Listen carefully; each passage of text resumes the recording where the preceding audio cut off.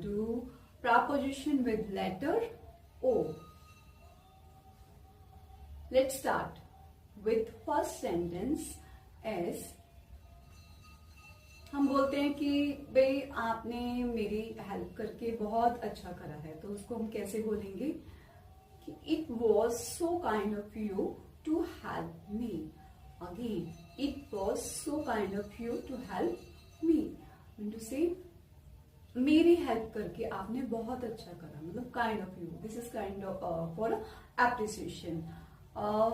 एक सेंटेंस है कि जैसे कि हमने कहीं जा रहे हैं, कहीं पे मुझे बुक लेनी है, तो मुझे बुक की कॉस्ट पूछनी है, तो मैं क्या बोलूंगी, what is the cost of this book. इस बुक की कॉस्ट कितनी है. अब यहाँ पर ऑफ किसकी किस सेंस में यूज हुआ है, का, की. ठीक है, का की मतलब कि इस बुक की कॉस्ट कितनी है. Clear. He died of cancer. अब यहाँ पर जो ऑफ है उसका मीनिंग क्या है, वो कैंसर से मर गया. इसको अगर हम ट्रांसलेट करेंगे, वो कैंसर से मर गया. He died of cancer. Again मेरे साथ समझिए इसको कि कहाँ किस सेंस में जा रहा है ये. ही डाइड ऑफ कैंसर, वो कैंसर से मर गया. अब यहाँ पर ऑफ का मीनिंग से आएगा. ठीक है. अच्छा, एक और सेंटेंस कर लेते हैं. He lives in south of London, कि वो लंदन के साउथ पार्ट में रहता है, लाइक लंदन के दक्षिण पार्ट में रहता है, दक्षिण एरिया में रहता है. ठीक है. इसके साथ में yes, next word is OFF off. अब this off is quite different from the word OF of.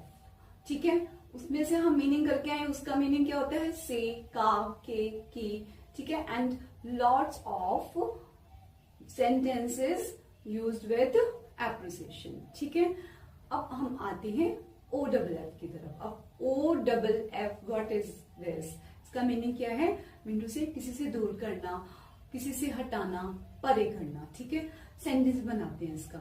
जैसे मैं बोल रही हूँ कि please take your shoes off the table. Please take off your shoes off the table. Mean to say, अब take your shoes off mean to say हटाना. अपने shoes को हटा लो. किससे, टेबल से.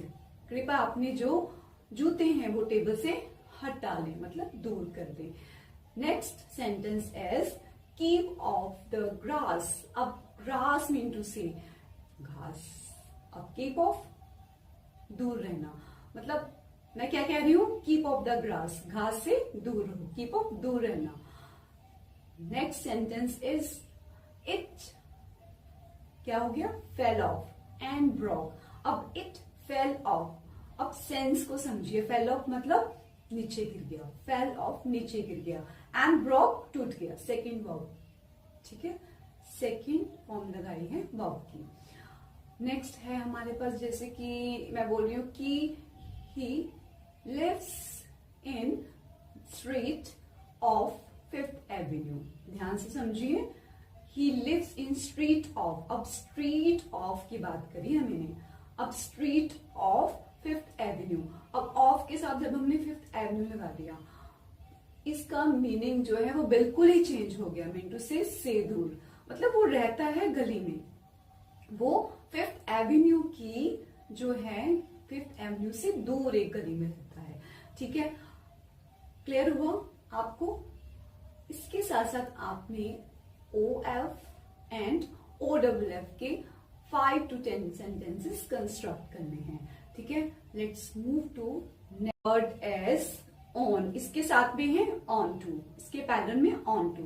दोनों का मीनिंग डिफरेंट है. अब ऑन जो है वो क्या है, इट मीन्स पर. क्या है, पर. और ऑन टू किस सेंस में लेंगे, जैसे कि किसी पर कूद पड़ना, किसी पर नजर रखनी. ठीक है. और किसी के पीछे पड़ना. ठीक है. तो हम ऑन टू का यूज करते हैं. अब let's start with word on. On. अब मैं जैसे कि बोल रही हूं कि please don't put your shoes on the table. मेरे साथ प्रैक्टिस करिए. बोलिए again. Please don't put your shoes on the table. to say don't put your shoes on, मतलब कि कृपया अपने जो जूते हैं वो टेबल पर मत रखिए, ठीक है। नेक्स्ट है जैसे कि मैं बोल रही हूँ कि you must be on time, मतलब कि तुम्हें टाइम पर आना ही होगा। अब मस्ट है, मस्ट कहाँ पर यूज होता है, मतलब आना ही आना है, आना ही आना है, मतलब ऑब्लिगेशंस हो गई, मतलब जरूरी है बिल्कुल आना, ठीक है। ऑन द टाइम मतलब समय पर। अच्छा, अब जैसे मैं बोल रही हूँ कि my birthday is on Monday, मेरा जो बर्थडे है वो मंडे को है। अब यहाँ पर हट के मतलब क्या आ गया को। तो अब देखिए इसको अलग अलग कॉन्टेक्स्ट में अलग अलग सिचुएशन के अकॉर्डिंगली इसका अलग अलग मीनिंग निकल रहा है, ठीक है। तो आपने भी इसको ऐसे ही ग्रास्प करना है, ठीक है। अच्छा, अब ऑन टू कर लेते हैं। अच्छा, एक और इसका करते हैं ऑन का। जैसे कि मैं बोल रही हूँ कि वो ना कार से बाहर निकलते निकलते ना उसकी टांग टूट गई, ये बनाते हैं एकदम से ना, ये मेरे दिमाग में आया तो मैंने कहा चलो बनाते हैं इसको, ठीक है। जैसे कि वो क्या हो गया, गाड़ी से बाहर निकलते निकलते ना उसकी टांग टूट गई। कैसे बनाएगी, ही ब्रोक, ठीक है, ही ब्रोक। अब ब्रोक के साथ हम क्या लगाएंगे, he broke his leg on, he broke his leg on getting out of the car, ठीक है। मतलब कि broke his leg on